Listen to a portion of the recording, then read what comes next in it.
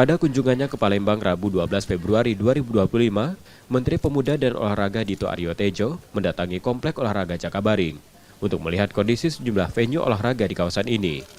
Menpora memeriksa kondisi Stadion Utama Gelora Sriwijaya Jakabaring, kemudian venue tenis dan Stadion Atletik Dalam. Dito Aryo Tejo mengungkapkan, komplek olahraga di Jakabaring yang pernah menggelar Asian Games harus dimaksimalkan untuk event olahraga nasional hingga internasional.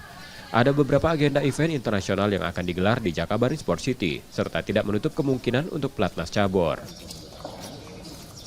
Atletik dan renang, kita ingin fokus di sana juga ada event berskala internasional, dan tadi juga ngecek perkembangan pembangunan BMX. Karena kalau BMX udah ada eventnya dari rangkaian dunia di UCI, dan nanti bisa dimanfaatkan di BMX yang ada di Jakarta.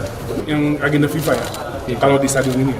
Nah, tapi untuk atletik dan juga renang, ini yang justru kita ingin mencari dan ingin kita tarik ke Jakarta. Selain itu, Kemenpora juga melakukan identifikasi pada sejumlah venue cabur yang sebelumnya pernah digunakan untuk Asian Games dan PON, dan menilai yang potensial untuk event olahraga nasional maupun internasional. Nur Muhammad, Kompas TV, Palembang, Sumatera Selatan.